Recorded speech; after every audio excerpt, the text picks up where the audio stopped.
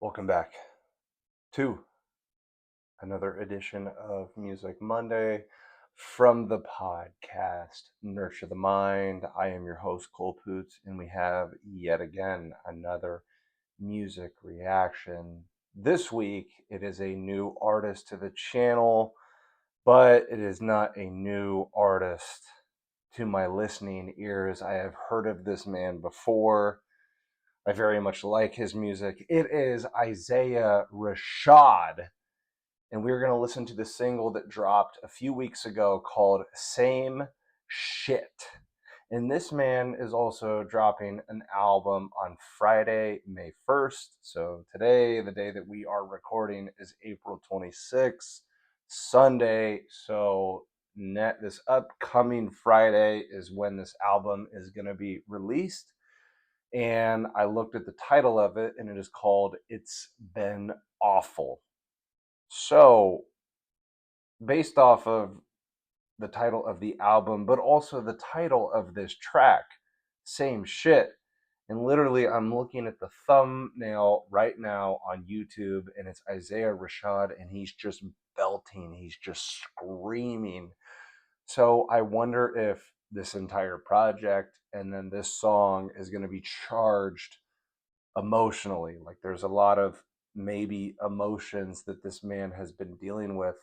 I don't know how long he's been in the process of recording this album and getting it ready to be put out. I mean, usually it takes a long time for artists to put out a project. I mean, this could be over the last year, this could be over the last 2 years. It just depends on the artist. It depends on the musician, but I wonder what type of context we're going to get in this song, but the entirety of the album, because just based on the title of the track, based on the title of the album, it appears from a distance that Isaiah Rashad has maybe been going through some heavy shit, and that's what he is going to detail on this album. Isaiah Rashad, obviously a part of TDE, Top Dog Entertainment. What a collective of artists. I mean, you have Kendrick on there, which I'm not sure if Kendrick is still on there. I think he was leaving TDE at some point to maybe go independent. I could have that wrong, but we also have Schoolboy Q on there. We have Ab-Soul, we have J-Rock, we have SZA, we have Reason, and then a guy like Isaiah Rashad. I mean, they have such a heavy lineup in their collective. But guys, that's enough talking from me. That's the intro. I want to see what this song is all about. Isaiah Rashad, Same Shit. Pills, blue, turn me up a little bit. Same shit, the rock, a pocket full of nuts. It's the same shit, the rock, a pocket full of nuts. The pills, the blow, the yak, the top, the drop, the swerve, the pass, the props, the safe, the stash, the pad, the lock, the man, the myth, the legend, the great, the plan. Get money till I'm dead, perfecting my little trap. They know me down the chat, out in Memphis and Japan. I'm running out of land, I feel like I could fly. Just made 200 bands, just living how I live. I made this in my crib, just focus on my meals, my plate, estates, my grass, my fam, the path, the math, the yams, the cops, harass. It's fast, it's hell, from 12 to 12, the dash, the chills, it's lace, for real, the cake, the spill, the faith, the work, the race, the wheels. I circle, the bank, it's late, but still, today, you gotta get off your ass and live. The bass, it sound like a crash. And I do my dance, it's the same shit. The rock, a pocket full of nuts. The pills, the blow, the yak, the top, the drop, the swerve, the pass, the props, the safe, the stash, the pad, the lock, the man, the myth, the legend, the great, the plan. Get money till I'm dead, perfecting my little trap. They know me down the chat, out in Memphis and Japan. I'm running out of land, I feel like I could fly. Just made 200 bands, just living how I live. I made this in my crib, just focus on my meals, my plate, estates, my grass, my fam, the path, the math, the yams, my line. Get 4 cars at one time, it's tied. My engine sound like 4 cars at one time, let's slide. They mad, them niggas talk about me bad. Rashad in Paris, see a young nigga like me shining, be proud. I'm working, it's great, it's late, but still today you gotta get off your ass and live. The base is something like a crash. And I do my dance, it's the same shit. The rock, a pocket full of nuts. The pills, the blow, the yak, the top, the drop, the swerve, the pass, the props, the safe, the stash, the pad, the lock, the man, the myth, the legend, the great, the plan. Get money till I'm dead. Put 50 mile of trap. They know me down the check. Out in Memphis and Japan. I'm running out of land. I feel like I could fly.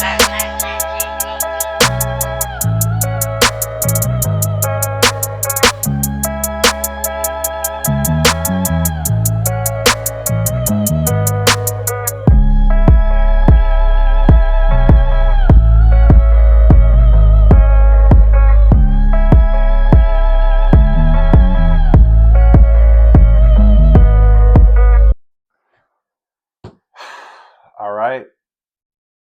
That was Isaiah Rashad. Same shit. Official music video. Now I understand when I'm watching the music video, there's a clip of him belting out and screaming, and he used that for basically the artwork for the single when he released it. It's not going to be the album cover, but it is the artwork for the lead single. I don't know if he's going to come out with another single. I mean, the album comes out next Friday, so I don't even know if you have enough time to drop another single, but man, that was fantastic, dude. And I gotta go look up the lyrics. I know, here recently, like I've been putting the headphones on so I'm able to catch a little bit more. I mean, dude, I was just kind of mesmerized by the music video and it sounded really good. The instrumental, the beat, but also whatever type of instruments that they used throughout, like it just had you bobbing your head. And I guess upon first glance, and this is why I have to go look at the lyrics, I don't know exactly what he was saying, but the title is Same Shit. I imagine just any type of thing that he's been dealing with for a while. I don't know why, but it made me feel like as I was listening to the music, but I was watching the music video, that he is struggling to adjust to the type of fame that he's gotten. I mean, I could be wrong. Maybe he was talking about something completely different, but it just, by the title of it and just the way that he looks in the music video, and he's continuously running, and there's different scenes and clips of him around other people. He's out in public and people are noticing him. It just feels like he's running from something. He's trying to get away. And you see also a lot of shots and a lot of moments throughout the music video where it's just him and one other person, driving in the car, or he's at his house and he's recording music in the living room, or then the part at the end where like you can hear the muffled music outside of that van or that trailer or whatever it is, and then he goes into it and it gets a little bit more clear, and then he's got his headphones on and he's sitting down, he's got a mic in front of him, and I'm wondering if that's where he recorded a lot of the lyrics for this album, maybe like in that van. It just feels like at times throughout this music video, he's in pure isolation to get some type of clarity of thought, some type of clarity of thinking. But again, I could be wrong. Let's go check the lyrics, and that should clear up some things for me. If we go to Genius, about the song, Same Shit is the lead single for Isaiah Rashad's upcoming third studio album, It's Been Awful. A snippet of the song was first previewed back in December of 2025 at TDE's annual concert, The song was first revealed on April 6, 2026 through a pre-save page following the announcement of several TDE affiliates, including Schoolboy Q, Doechii. I didn't realize Doechii was a part of TDE, and Punch posted the title of the album to their social media accounts in support of the release. Isaiah would later announce the single himself via his social media platforms. Okay, that doesn't really say much about the actual song, so let's just get into the lyrics. I don't think there's a lot of annotation, so we'll just see whatever it makes us think of. Okay, so the intro is pills, the blow, turn, turn me up a little bit, same shit, the rock, a pocket full of knots. And then in the chorus, it's the same shit, the rock, a pocket full of knots, the pills, the blow, the yak, the top. That's the only thing that has an annotation. The cadence here is a possible reference to this Little John track. The drop, then swerve, then pass, the props, the safe, the stash, then pad, the lock, the man, the myth, the legend, the great, the plan. Get money till I'm dead, perfecting my little trap.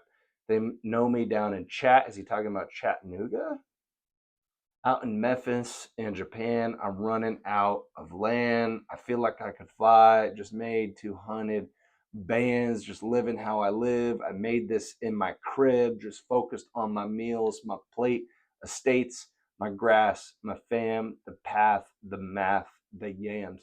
You know, what I really enjoy so far about this song, about Isaiah Rashad, is just that cadence right there.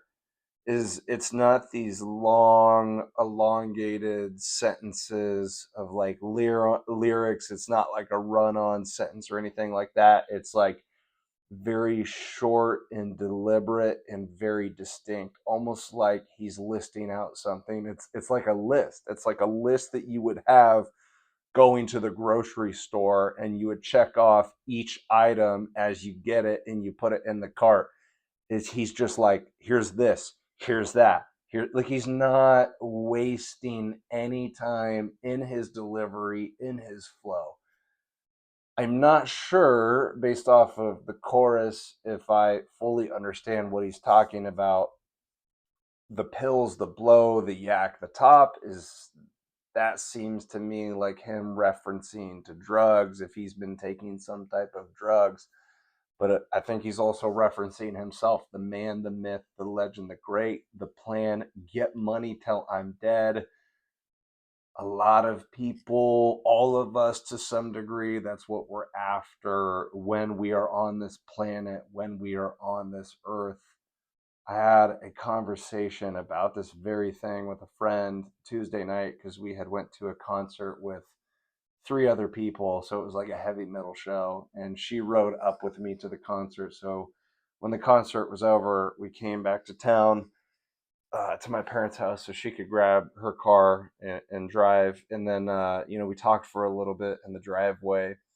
And one of the things that came up, that I had said about myself, is when I was younger, I didn't really obsess over obtaining money. But now as I get older, it's something that I always think of. And like, I don't have to be this super rich person per se, but like, I have to make more money. And that's the goal each and every year, you hope, is that you are making more money.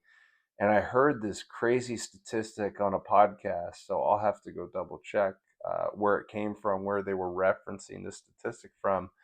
But it's somewhere in the neighborhood that if you as a person make, I think it's like 34,000 or something like that, dollars per year. So if you make 34K per year, you are in the top 1% of the population in terms of the money that you are earning annually. So that means that 99% of the population earns less than that number. And if you really like sit back and think about that, it's like, that is absolutely crazy, because especially here in America, when you think of 34K a year, you're like, that's not a lot of money. But in terms of the collective population all across the world, If you're making anything around that number or above, you're in the top 1% of people. So it's crazy. But we put such an emphasis on making money. And, money, although it does have value to it, it is constructed by human beings. It is a man-made concept. At least in America, we have the dollar. We have the US dollar. And it's like when you really think about it, it's like it is literally just a piece of paper. It is a sliver of paper, but you use it to buy things. Giving that away gives you some type of exchange. These clothes that I'm wearing, I bought with money. It's wild. But yeah, so in his chorus, perfecting my little trap, they know me down in chat, whatever. Out in Memphis in Japan, I'm running out of land, so he's probably buying more land. I feel like I could fly. Just made 200 bands, making more money. Just living how I live. I made this in my crib. Didn't even have to go to the studio unless, I guess, you put the studio in your house, you put the studio in your crib. Just focused on my meals, my plate, estates, my grass, my fam, the path, the math, the yams. Verse 1, the cops harass. It's fast as hell. From 12 to 12, the dash, the chills. It's laced for real. The cake, the spill, the faith, the work, the race, the wheels. I circled and think it's late, but still today, you gotta get off your ass and live. The bass is something like a crash. Then I do my dance. So, talking about the cops, again, I think references to drugs because he's saying it's laced for real. The cake, the spill, the faith, the work, the race, the wheels. Is he trying to balance it all? Like the use of drugs, but not letting it fully take him over in his profession, being a rapper, being a hip hop artist, being a creative, being a musician. This is how he makes his income. This is how he makes his money. But there's also a persona that gets pushed out when it comes to the rap industry, when it comes to the hip hop industry, and I guess you could say the music industry at large, depending on how big you get. But we know in rap and we know in hip hop that drugs and the use of substances and instant gratification and casual sex and all of those things, at times objectifying women, like a lot of that stuff has been glorified in that industry. So is he trying to balance it all, like keeping up the persona, the very thing that's making him a living, that's making him all of this money and all these perks that he gets with this lifestyle, but also to try to balance that out, like, hey, I don't want this thing to fully consume me. I got to still focus on my faith, my path, my direction, my family, my, the plan. How he, like I said, it's choppy, but in a good way. It's like he's chopping it up, but he's just listing it out instead of just going on this long, methodical rant, which is what I tend to do.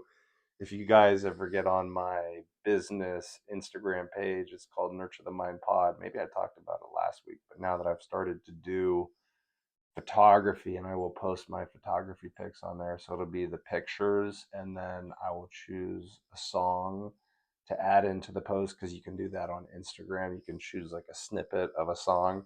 And then for the caption, I get in my journal and I just talk about whatever, whatever my mind is concerned with at that moment in time. And I try and really like dissect things, pull things apart, go into layers, make it really philosophical because that's who I am at the end of the day. Like that's how my personality is. And so Isaiah and I, we might be a little bit different. I mean, sometimes I might write a little bit more like this, but a lot of times it's like strewn out and like I just love the process of writing and getting in the journal and putting words to what I'm thinking, putting words to what I'm feeling. And I guess maybe this is one of the major forms of creativity that I embody is that I love putting words together. I love putting sentences together. I love making things sound super articulate.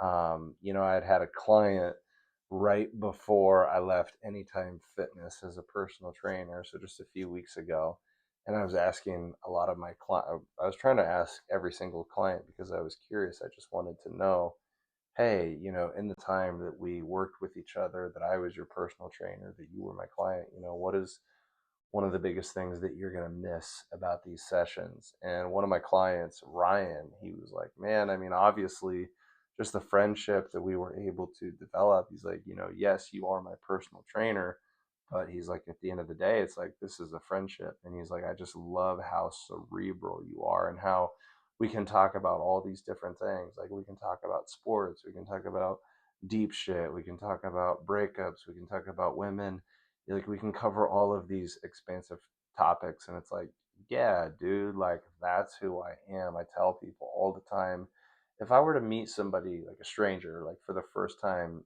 I am actually much more comfortable in talking about deep topics as opposed to surface level topics. I understand the importance and the relevance of surface level topics, because with a lot of people, if you're meeting people for the first time, if you're interacting with people, you might have to start with those smaller, more vague conversations in order to bridge the gap to those deeper subjects. But I've just always been somebody that's pretty open about my story, what I struggle with in terms of mental health. And I'm a very curious and very inquisitive person. And so if somebody says something that makes me think in a certain way, chances are I'm probably going to ask them like 20 questions about that subject and the knowledge that they have and like their life experience, because I feel like all of us humans, if we check ourselves, we can really learn from just about anybody. I think everybody out there on this planet has a story to tell.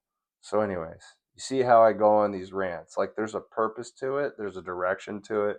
You just don't know where it's going to take you. I'm talking about his writing style, and then it turned into that whole thing, that whole, like, not circular, well, kind of circular, I guess, is that like it started here, it took us to all these different branches, but then we got back to the root. And that's the hardest part about being a philosophical deep thinker, is like, can you get yourself back to the root? Because a lot of times I could start with something, I have all of these ideas, and I'm like, what was the point that I was trying to make? What was the point that I was trying to drive home?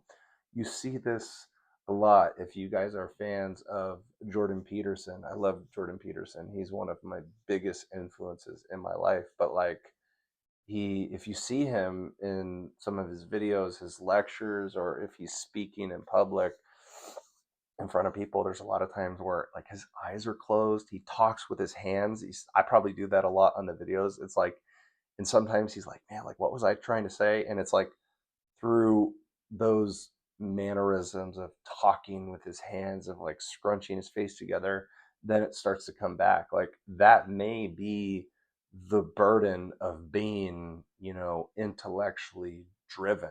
Like, and I don't mean this as a flex. I just know this to be who I am. I admit this in myself, and other people have said it to me countless times, is like, dude, like, you're a smart fucking dude. And you try not to let that, get to your head. But I do think people that are really intelligent per se, I mean, obviously that's a strength, but it can also sometimes lead to a lot of trouble. I think people that are highly intelligent, a lot of times, like, they struggle with just being present and, dealing with and sorting out their anxiety, because it's like, I got all these things to fucking think about. Like, I can see it in myself a lot of times. I see it when I'm doing these music reactions. I think for the most part it's pretty beneficial. But like, man, you're like, man, you just keep on talking. Like, when do you rein yourself in? Anyways, we go back to the chorus, which would be the same thing that he already listed out in the chorus. It's not any changes in the chorus. Verse 2, my line getting 4 calls at one time. It's tired. My engines sound like 4 cars at one time. Let's slide. They mad, them N words talk. Bout me bad, Rashad in Paris, see a young N-word like me shine and be proud. I'm working. It's great. It's late, but still, today you got to get out off your ass and live. The bass is something like a crash. Then I do my dance. Verse 2 is interesting. I'm not going to dissect everything, but at least those first few lines there, my line getting four calls at one time. It's tired. My engine sound like four cars at one time. Let's slide. I mean, not to get super analytical, but that could be literally a few different things. I mean, he could literally be saying, like, the engine that I have in my car is so ferocious that it doesn't just sound like one car, it sounds like four cars at one time. But the reason that I'm kind of thinking it could have another meaning is the line before it, my line getting four calls at one time. So he's getting all these calls, maybe all these business calls, all these people that he has to talk to, he has to reach out to. And he's saying it's tiring. When you say your engine, I am automatically think of the brain, because isn't that's like the biggest organ in our body, and our brain in a lot of ways is the engine. It's the driver of our body, of our experience, our perception of the world, our perception of reality comes from everybody. Every individual out there is having their own experience. You never really know at a given time what somebody is going through or what they're thinking, because we all do a phenomenal job of just like masking. But he's saying my engine sound like four cars at one time. Before that, my line getting four calls at one time. It's tired. And what I was just talking about, the burden of having a high intellectually driven mind, somebody that's just really naturally curious about life, is the way that I always describe to people that when I'm struggling to get my brain to slow down, to get my thoughts to slow down, to subside, is it feels like kind of what he's saying. You're getting four calls at one time. There's four engines going off at one time. And if you meet me for the first time, maybe like when I was a personal trainer or now that I'm back at Christian Opportunity Center, people have always told me, they're like, yeah, man, you just seem like a really cool, calm, collective, confident individual. It's like, I do not always feel that way. I may carry myself that way through the mask that I'm wearing at that particular time. And it may seem that way from my demeanor of the outside because that's what people see.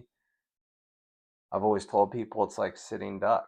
It's the sitting duck analogy, that when you see a sitting duck that's out on a lake or like a pond or whatever, what do you see? You just see them and their body above the surface, just like really calm, just like kind of floating around, just like taking everything in, taking in the environment.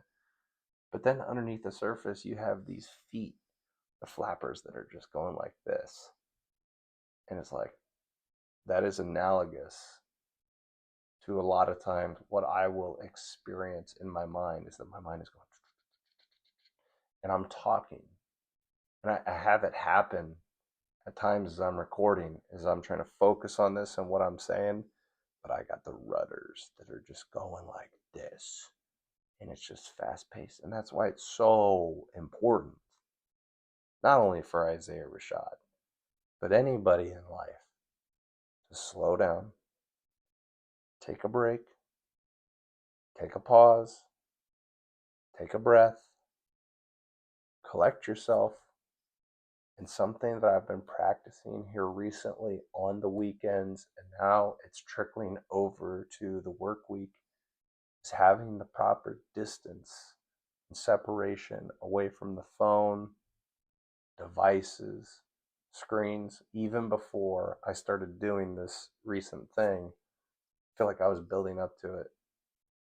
This year, not that long ago, I got rid of Facebook, Snapchat, TikTok. I haven't had Twitter in a very long time, although now it's called X. So I'd say like the three big apps that I have is YouTube, Instagram. I don't know why I love Instagram. That's the only one that I really like and didn't want to get rid of. And then I have Hinge, which is one of the better dating apps. But this weekend and then last weekend, I told myself on both Saturday and Sunday, you're going to check those three apps in the morning, then delete them off of your phone. You're not going to check all day. And then you can check at the end of the day, like, nighttime. And it felt a little bit more prominent last weekend, but I just felt so good internally. And then in combination with that, you spend less time on the phone, you get to the things that you need to accomplish, your list or whatever, you get to that sooner in the day. And then you have more free time at the end of the day. And then it's like shifted over to, okay, which I've been working towards this for a while as well, like for this entire year, but like no more sleeping in, like no more chronic sleeping in. And so it's like getting up at an earlier time, even on the weekend, so you can knock all these things out and then you can just relax and chill and you feel free at the end of it because you got everything done. But yeah, you still have so much time to just do like whatever you want or like absolutely nothing. It's so interesting. Think of Jocko Willink. He's got a book that's called Discipline Equals Freedom. How do humans get it so twisted and so ass backwards where we think that we have to be motivated to do something? So you don't have to be motivated, you just have to have discipline. And if you could fight against your feelings and basically say fuck your feelings in that instance, and you go do the thing, you have the discipline, it's actually the more that you get things done, it's so weird. It's a paradox. You actually have more ample time later because you're knocking things out and you're efficient with your time and you're productive. So, anyways, I don't know where that was going. We go into the chorus, and that's about it, man. I mean, maybe I was wrong. Maybe it's not so much him adjusting to the fame. I don't know. I mean, we'll probably get more context as the actual album comes out and we can listen to the whole track list. But I will say, after listening to this lead single, dude, not only the lyrics, because that's what we really just dissected, but it just sounded really good. I don't even remember fully what it sounded like, but I just remember being like, dude, this is a jam right here. And that's one of the biggest things that I've always seen with Isaiah Rashad is that this dude knows how to make bops and jams and just like songs that just make you like, I want to play this in my truck and I just want to drive around when it's like nice weather here in Iowa and I want to roll my windows down. I want to turn it all the way up. I want to hear that bass and I just want to bop, just get people to look in my direction as I'm driving by. Like, damn, like that guy, the music that he was listening to, that cute bald motherfucker. He's got a nice truck. It's just he's an artist that I feel like the music that I've heard from him, he's super confident. And it's fun when you can listen to music like that that almost like instills that confidence in you as well. It's like you feel really confident about yourself as you're listening to their music. So many benefits that we get as humans from listening to music. But guys, that's the reaction. I had a really good time. I'll have to listen to it more to get more of a context, to get more of a feel for it. But after first listen, I really don't have any complaints. I think this is going to be a great album if it sounds anything like his lead single. As always, guys, at the end of the video, at the end of the podcast, I ask that you do four things. If you came over here, if you enjoyed it, if it wasn't a waste of your time, if you got some type of value from it, you don't have to do all four things, but please do one of the four things. Number one, like the video. Number two, subscribe to the channel. Number three, comment in the comment section below. And four, share the message via social media, or you could do it in real life by talking about this with another person, spreading it word of mouth. But basically, over here, we do this value exchange. And so I come on here, I give you my honest take, I try to provide value, I try to make it entertaining. And in exchange for that, you guys just help me grow my channel. My mission, my purpose and my message. I'm trying to get my content in front of more eyeballs and being consumed by more ears. And so you guys are a huge part of that. I wouldn't have as many subscribers as I do, even though I don't think it's like a ton, but it's close to 2,000. I wouldn't have that many subscribers if I didn't have people that wanted to watch my videos and consume my content. So I owe a lot of gratitude to you guys, but the reason that I keep showing up is because I love doing this. I love talking about music. It's just another avenue of creativity for me.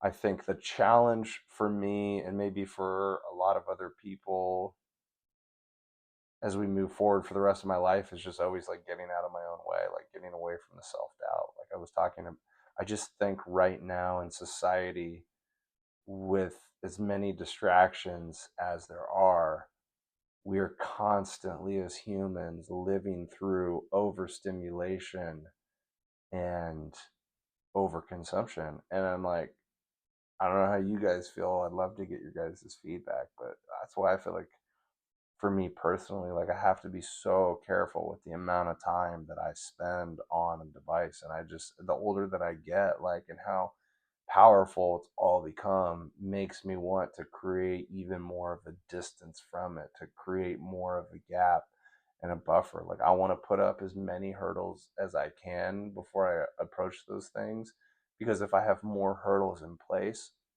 the less likely it is that I'm going to want to, or to be willing to jump over those hurdles to go consume. Like less consumption, more production. Less consumption, more of real life. He fucking said in the song, get up off your ass and you gotta go live. So many people are not like actually like they're alive. Like they have a body, like they have a spirit, they have their soul, but it's so suppressed. People are not living enough. They're living more in their heads than they are in actual reality. And that's sad, because that really was not the case if we go back 10 years ago, 15 years ago, 20 years ago. All right, guys, that's my party message. I hope you guys have a great weekend and a great week coming up. Not sure when this is going to get out there to the airwaves, but I love you guys. I appreciate you guys. Take care. See you later. Bye bye.